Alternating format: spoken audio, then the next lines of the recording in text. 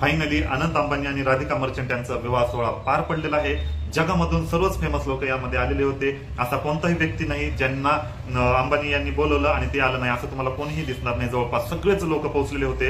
इंडियातून बोलायचं झालं तर जेवढे काही बॉलिवूडचे स्टार आहेत ते सगळे गेले होते, जेवढे फेमस पॉलिटिशियन आहेत ते पण गेलेले होते। म्हणजे असं एकही नाही जे इंडियामध्ये फेमस आहेत, बिझनेसमॅन असू द्या किंवा छोटा मोठा स्टार असू द्या, सगळ्यांना बोलवलं होतं आणि सगळेच गेले होते। हे सर्व आपण बघितलेलं आहे। शाहरुख खान ते रजनीकांत पासून त्या लग्नामध्ये डान्स केलेला आहे, सर्व हिरोईननी पण डान्स केलेला आहे, सगळ्या गोष्टी माहित आहेत। परंतु चर्चा मात्र 3 व्यक्तींची होत आहे, जे गेले होते, ज्यांनी जाऊन काय काय केलं, या सगळ्या गोष्टी तुम्हाला माहित आहेत, तुम्ही त्याचे व्हिडिओ बघितलेले आहेत। परंतु चर्चा फक्त 3 होत्या। ते म्हणजे सगळ्यात पहिले आहेत राहुल गांधी, त्यानंतर आहे रोहित शर्मा, त्यानंतर आहे विराट कोहली। या 3 सगळ्यात जास्त चर्चा होते, कारण हे देशामध्ये खूप जास्त फेमस आहेत आणि जे छोटे मोठे स्टार गेले होते, छोटे मोठे फेमस असणारे पण लोक गेले होते। परंतु यामध्ये सगळ्यात कमी जी खालावली ती या 3 सोशल मीडियावर असं कुठेतरी चालतं की सगळ्याच गोष्टी पैशाने घेऊ शकता येत नाहीत जसं, आणि यामध्ये राहुल गांधी, विराट कोहली आणि रोहित शर्माचं उदाहरण दिलं जात आहे। तर नक्की हे 3 पण का गेले नसतील? अंबानीच्या मुलाच्या लग्नापेक्षा बाकीचे इव्हेंट यांच्यासाठी खरंच एवढे इम्पॉर्टंट होते का? त्यांचं काही पर्सनल आहे याबद्दलच माहिती बघणार आहोत। सगळ्यात अगोदर आपण बघूया राहुल गांधी। राहुल गांधी सध्या ऑपोजिशनचे लीडर झालेले आहेत आणि अंबानीच्या लग्नाला ते गेले नाहीत, याची सगळ्यात मोठी हेडलाईन बनलेली आहे आणि सगळ्यांना ही गोष्ट दिसून आली। पंतप्रधान नरेंद्र मोदी सुद्धा गेले होते, त्यांनी पण जाऊन वधूवरांना आशीर्वाद दिलेले आहेत। इतर देशाचे माजी राष्ट्राध्यक्ष, राष्ट्रपती सुद्धा आलेले होते आणि इंडिया आघाडीचे जेवढे काही नेते होते, ममता बॅनर्जी असू द्या, लालू प्रसाद असू द्या, अखिलेश यादव असू द्या, जवळपास सगळेच्या सगळे ते पण गेले होते।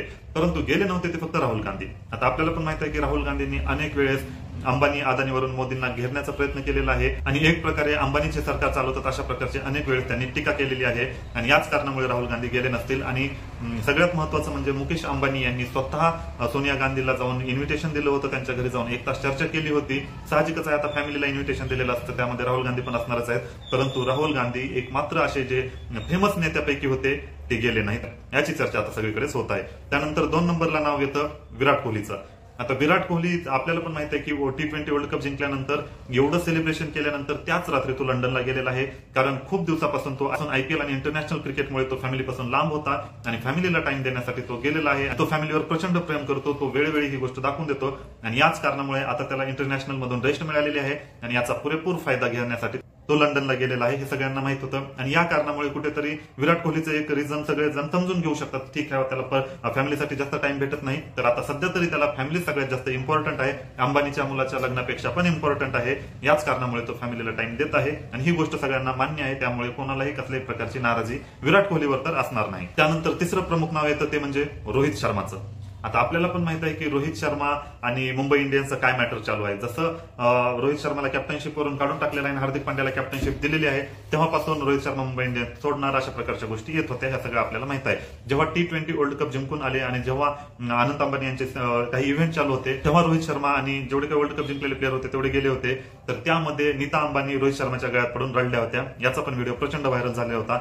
आणि त्यानंतर रोहित शर्मानं काढता पाय घेतला, तो व्हॅकेशनसाठी जाणार आहे अशा चर्चा आल्या होत्या आणि तो लग्नाला राहणार नाही, तेव्हापासूनच चर्चा झाल्या होत्या किंवा तेव्हापासूनच स्पष्ट करण्यात आलेलं होतं। आता सगळ्यात महत्वाचं म्हणजे व्हॅकेशनला जाणं ही खूप मोठी इम्पॉर्टंट गोष्ट नव्हती रोहित शर्मासाठी।